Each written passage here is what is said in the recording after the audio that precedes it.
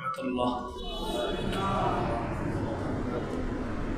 মাগরিবের আজান দেওয়াতেই শুক্রবার শেষ, শনিবার শুরু। আমাদের সপ্তাহের প্রথম দিনের নাম কি?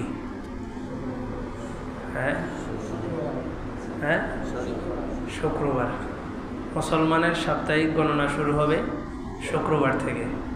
ইহুদিদের শনিবার, খ্রিস্টানদের রবিবার। আল্লাহ রসুল বলেন, জান্নাতে প্রবেশ করার ক্ষেত্রে হুম তাবউন লানা, তারা আমাদের পিছে থাকবে। এই জন্য সাপ্তাহিক গণনাও তারা আমাদের পিছে থাকবে। মুসলমানের সপ্তাহ শুরু হবে কিবার থেকে? শুক্রবার থেকে। মুসলমান ছুটি কাটাবে কোন দিন? শুক্রবার দিন। ইহুদিরা শনিবার, খ্রিস্টানরা রবিবার। বাইরের কান্ট্রিগুলোতে দেখবেন শনিবার ছুটি কাটায়, শনিবার খোলা থাকবে আলহামদুলিল্লাহ।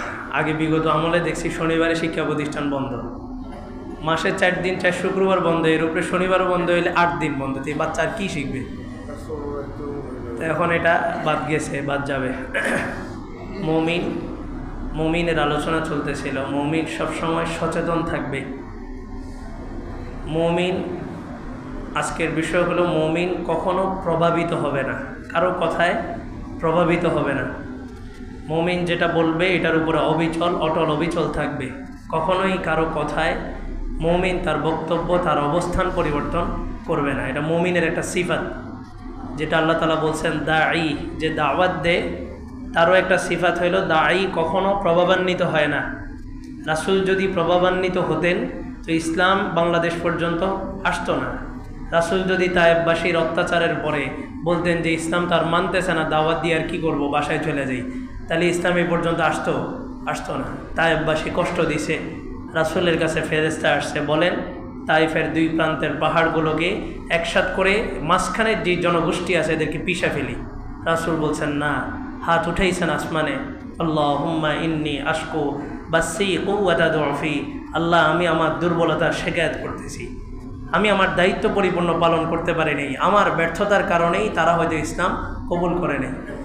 তো রাসূল প্রভাবান্বিত হন নাই, যার কারণে তায়েববাসীরা কষ্ট দেওয়ার পর রাসূলের মেহনত আরও বেড়ে গেছে, দ্বিগুণ বাড়ছে। রাসূল চিন্তা করছেন, এখন যে মেহনত করতেছি এই মেহনতে যদি মানুষ দিন কবুল না করে তো মেহনত কি করতে হবে? আরও বাড়াইতে হবে। যেই পরিমাণ দোয়া করতেছি এই দোয়ায় যদি সমাজ পরিবর্তন না হয় তাহলে কি করতে হবে? দোয়া আরও বাড়াইতে হবে। এটাই রাসূল শিখাইছেন, দ্বীনের কাজ করতে গেলে বিভিন্ন বাধা আসবে, তবে যতই ধাক্কা আসবে ততই মুমিন কি হবে? পাক্কা হবে। ধাক্কা খেয়া পাক্কা হবে। আর ধাক্কা খেয়া পইরা যাওয়া এটা মুমিনের বৈশিষ্ট্য নয়। মুমিন ধাক্কা খাবে, পড়বে, আবার উঠবে, আগের থেকে দ্বিগুণ স্পিডে সে কাজ করবে। মুতার যুদ্ধ, 9ম হিজরিতে মুতার যুদ্ধ ছিল। আল্লাহ রসুল সমস্ত রাষ্ট্রদূতদের কাছে চিঠি পাঠাইছেন। রাসূলের চিঠির সারনির্যাস, সারমর্ম ছিল আসলিম তাসলিম, ইসলাম ধর্ম গ্রহণ করো, নিরাপদ। একদম ক্লিয়ার কাট কথা, ইসলাম মানবা তো নিরাপদ, আর ইসলাম না মানবা 3টা দলের মধ্যে আসো, হয়তো জিজিয়া দিবা, না হয় মুসলমান হবা, না হয় গোলাম হিসাবে থাকবা। আসলিম তাসলিম এই চিঠি দিয়া হারেসকে পাঠাইছেন আল্লাহ তাআলা। আল্লাহ রসুল হারেস যখন গেছে মুতার যুদ্ধে, রোম পারস্য তৎকালীন সময় ছিল কি সুপার পাওয়ার, তো পাঠাইছে। সেই বাদশাহ যখন চিঠি পাইছে, চিঠি পাইয়া বলতেছে, আমাকে এত বড় কথা কে নিয়ে আসছে, এই চিঠি কে বহন করছে? তো রাষ্ট্রদূত হারেসকে নির্মমভাবে শহীদ করা হলো, হযরত হারেস রাদিয়াল্লাহু তাআলা। তো রাষ্ট্রদূতকে হত্যা করা এটা হচ্ছে আন্তর্জাতিক ট্রাইব্যুনালে এটা মামলা হয়, আন্তর্জাতিকভাবে সমস্ত রাষ্ট্রদূতদের নিরাপত্তা সবাই দিতে হবে। এটাতে যদি কেউ লঙ্ঘন করে তখন পুরা রাষ্ট্র, পুরা পৃথিবী একসাথে তার বিপক্ষে এগেনিস্টে চলে যায়। কিন্তু তৎকালীন সময় রাষ্ট্রদূতকে শেষ করার পরও কোনো রাষ্ট্র মুহাম্মদ সাল্লাল্লাহু আলাইহি ওয়াসাল্লামের সাহায্যে আগে আসার নেই। রাসূল 3000-এর বাহিনী নির্ধারণ করলেন, ঠিক করলেন যে একজনের প্রতিশোধ নিব। কয়জনকে মারছে? কয়জন বলেন? একজন, 10 জন না 20 জন না, আজকে তো শত শত লাশ রাস্তায় পড়ে আছে। কয়জনের কেসাস গ্রহণ করা হইতেছে? কয়জনের জন্য আমরা রাস্তায় নামতেছি যে মুসলমানকে শহীদ করা হইতেছে, আমরা একটু আন্দোলন করি। কথাও তো বলতে পারে নাই গত 16 বছর, কথাও বলতে পারে নাই, চাকরি থাকে না থাকে। একজনকে শহীদ করছে, একজনের কেসাস নেওয়ার জন্য রাসূল 3000-এর বাহিনী রেডি করছেন। রাসূল বাহিনী রেডি করে বললেন, তোমাদের এই বাহিনীর মধ্যে প্রথম দায়িত্ব পালন করবে আমার পালক পুত্র জায়েদ ইবনে হারেস রাসূলের পালক পুত্র ছিলেন। পুরো কোরআন শরীফের মধ্যে শুধুমাত্র একজন সাহাবীর নাম আসছে, উনিকে জায়েদ। ওয়াকাদা যাইদুম মিনহা ওয়াতারান জাওয়াজনাকাহা, একজন সাহাবীর নাম আসছে। তাহলে কত গ্রহণযোগ্য, রাসূলের পালক পুত্র ছিলেন, উনি প্রথম আমির।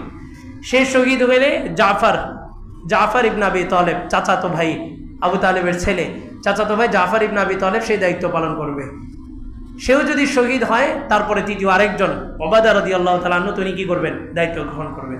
তিনজনই বুঝছেন রাসূল যখন তিনজন আমির নিযুক্ত করছেন তো তিনজনই শহীদ হবে। তো তিনজন গেছেন, যায় দেখলেন রোমকরা এই 3000 বাহিনীর বিপক্ষে 2 লক্ষ রোমক চলে আসে। 3000-এর বিপক্ষে 2 লক্ষ, এটা কি মানে এ তো বাতাসে উড়ে যাওয়ার কথা। 2 লক্ষ বাহিনী একসাথে আসছে।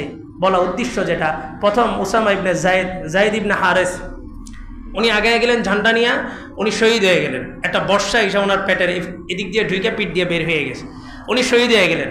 শহীদ হওয়ার পরে ইসলামের পতাকাটা মাটিতে পড়তে দেন নাই, জাফর ইবনে আবি তালেব যা ইসলামের পতাকাটা ঝান্ডাটা তুলে ধরছেন।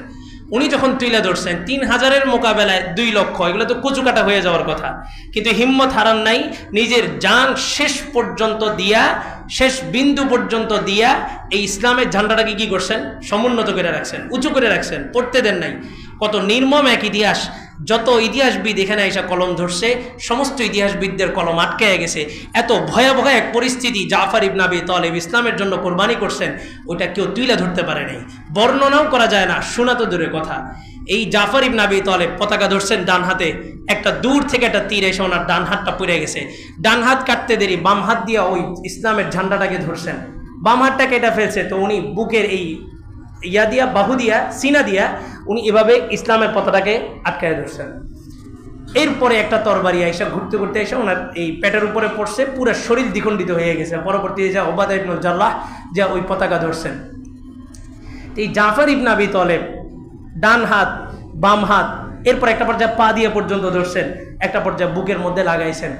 পরিস্থিতি কি ওনারা বুঝেন নাই? এই কঠিন পরিস্থিতিও কি ইসলামের পতাকাটাকে নামতে দিছেন?